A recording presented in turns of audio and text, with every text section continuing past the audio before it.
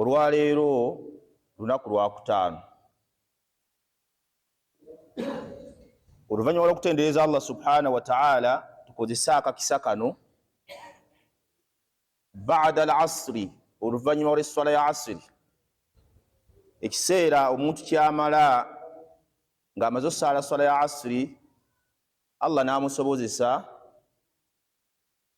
n'asaba ku Allah subhanahu wa ta'ala naddala mu masjidi.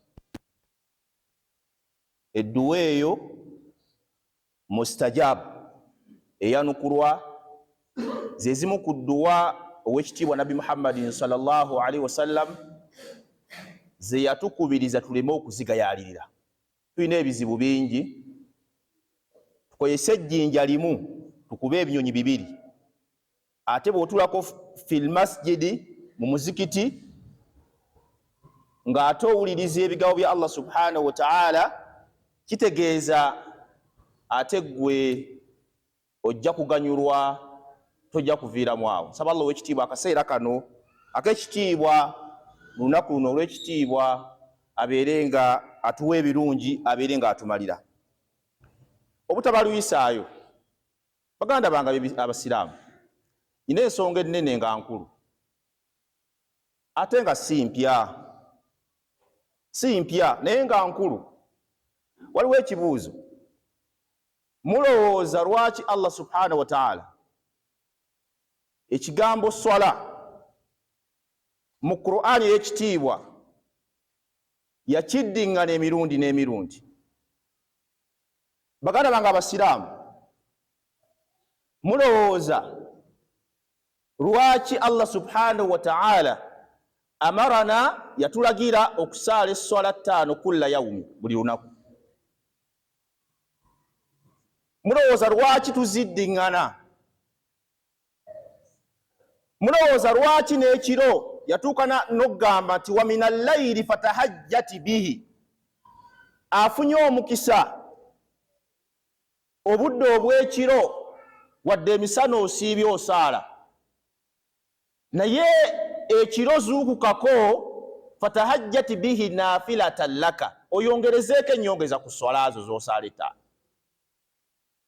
Baddu ba Allah b'ebitiibwa, bwe yamala okutulagira esswala ezo ate n'atulagira tuzireete mu masjidi. Abasajja, tubadde mu swala ya juma, wakayitawo essaawa ziri 3 zokka oba 4, naye tukomyewo. Mulowooza lwaki Allah subhanahu wa ta'ala ekigambo swala yakinywerezaako nnyo? Bwe nabadde neetegereza Qur'ani ekitiibwa, ow'ekitiibwa Allah subhanahu wa ta'ala yakiddiŋŋana emirundi 10 ng'atulagira kugisaala, kugiyimirizaawo, nga kiraga obukulu bwayo n'omugaso gwayo. Baddu ba Allah b'ebitiibwa, ebibuuzo ebyo bye njagadde tusooke okubeera nga twebuuza. Olwaliro insha Allahu ta'ala tuyinza otunuulira ensonga zijja kuba 2 oba 3 okusinziira ku biseera. Ku swala eno ng'abamanyi bagamba nti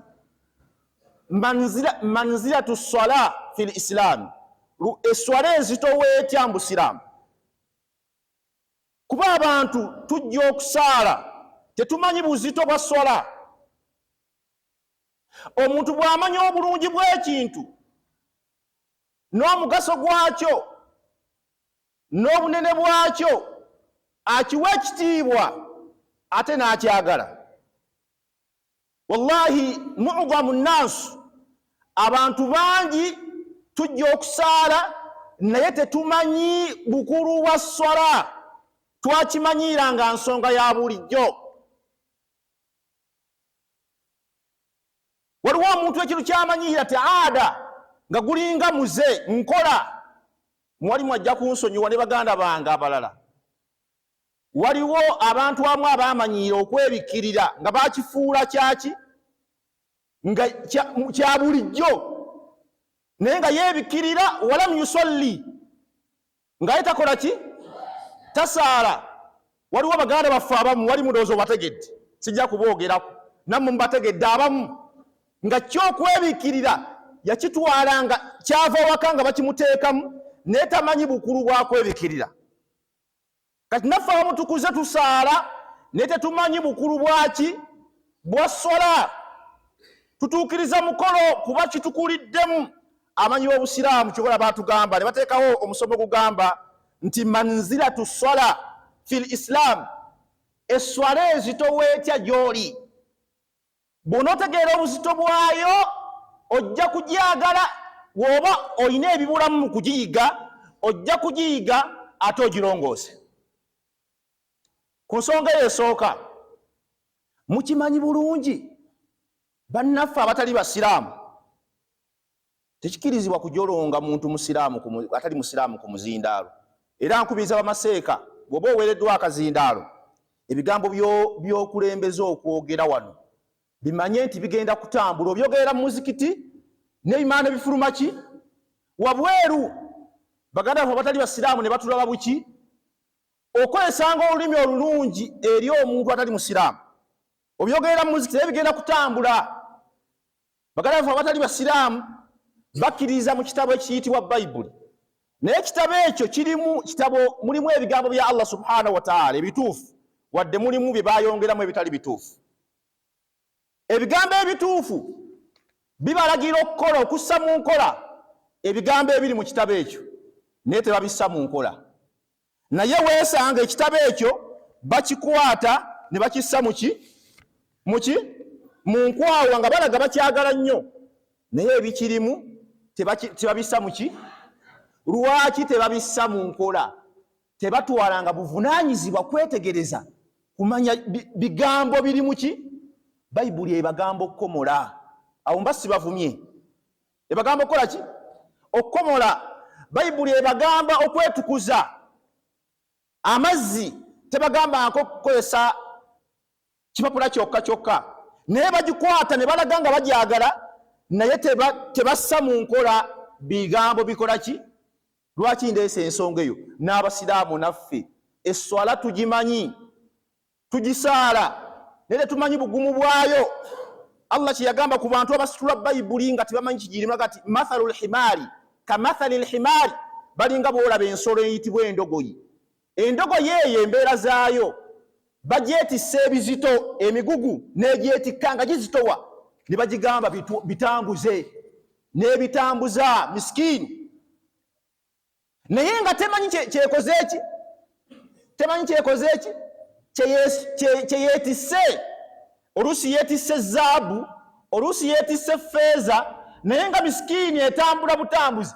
Kati baganda baffe beetisse Bayibuli bagikutte, tebamanyi bigirimu. Naffe abasiraamu mwagala tubeere bwetyo. Esswala tulina okugitegeera tumanye obukulu bwayo. Omuntu bw'anaamanya obukulu bwayo, mwana wattu ajja kugiwa ekitiibwa. Ensonga yokubye tugenda okulaba hikimatu mashru'iyatiha. Lwaki kyama ki ekyekwese, nsonga ki enkulu? Lwaki tusaala? Lwaki Allah yatulagira okusaala? Ensonga y'amanyi bagitunuulira nga bagamba nti obulungi budda gye tuli. Hikimatu mashru'iyatiha, lwaki tusaala, kigendererwa ki? Oba oliawo ensonga ezebbiri biidhinillah ze tugenda otunuulirako insha Allahu ta'ala. Ensonga esooka gye tulabye, esswala ezitoweetya mu Busiraamu. Amanyi bagamba nti as-salatu saniyatu fil Islam, esswala gwe mulimu ogukyasinza okuba ogwa waggulu mu Busiraamu. Ne bawa ensonga esooka, hiya imaadu ddiini, esswala y'empagi eyimirizaawo Obusiraamu. Emirimu gyonna mu Busiraamu tugikola, naye tewali mulimu gusinga swala. Imaadu kitegeeza y'empagi enkulu. Kasitojjawo empagi eyo, Obusiraamu oba obugjeewo. Kitegeeza ki? ne bw'onoosiiba ne bw'onooyisa obulungi ne bw'onookola emirimu egisigadde gyonna, naye ng'esswala togisaala, ojja kuba toyimirizaawo mpagi nkulu mu Busiraamu. Kyova olaba Nabbi Muhammadin sallallahu alaihi wasallam mu hadithi gye tumanyi obulungi yagamba nti al ahadu bainana wa bainahum as-sala, endagaano enkulu Allah subhanahu wa ta'ala gye yakola naffe nga y'endagaano enkulu ennyo etwawula ne bali abatali basiraamu, as-sala. N'agamba nti waman tarakaha, omuntu yenna amenyawo empagi eyo, ayawukana n'endagaano eyo, faqad kafara, aba amaze okuwakanya Allah subhanahu wa ta'ala. Mu hadithi endala Nabbi Muhammadin sallallahu alaihi wasallam yagamba nti endagaano Allah subhanahu wa ta'ala gye yakola wakati w'abasiraamu ye swala. N'agamba nti omuntu yenna amenyawo endagaano eyo, lam yakun inda Allahi ahada, toyina kyobanja Allah subhanahu wa ta'ala. Kanjidde mu hadithi eyo, omuntu yenna amenyawo endagaano y'esswala Allah gye yamulagira okussa mu nkola, n'owangaala walam tusalli, mwana wattu nga tosaala, toyina kyobanja Allah subhanahu wa ta'ala.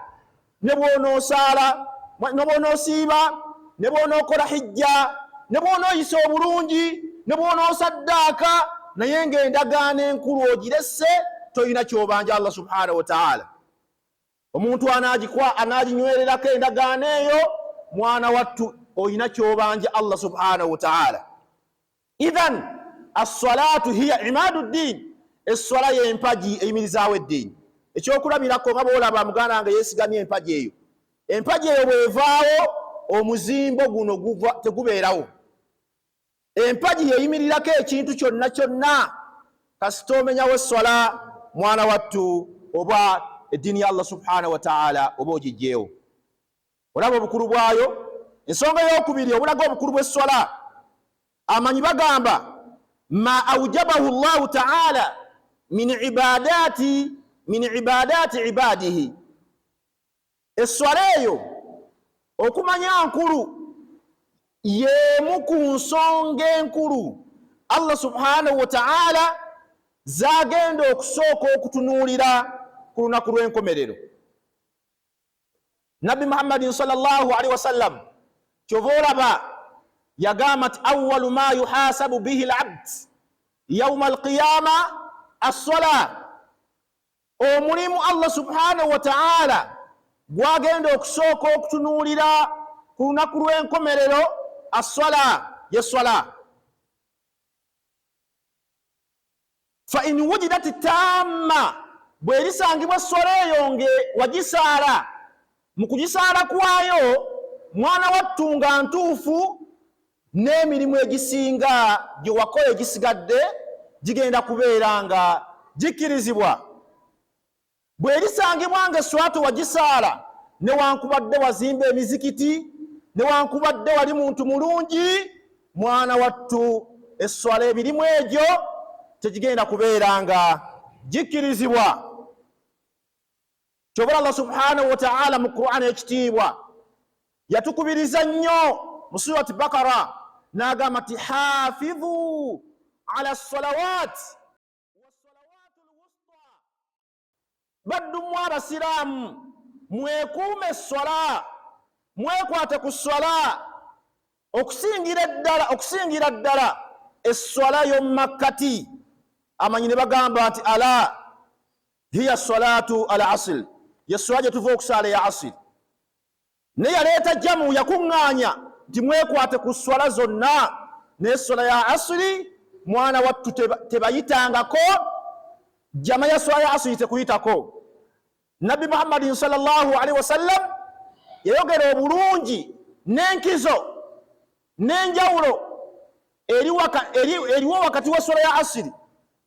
Nabbi n'agamba sallallahu alaihi wasallam nti esswala ya asri eyo okumanya nkulu, Allah subhanahu wa ta'ala mwakyusiza zimalayika.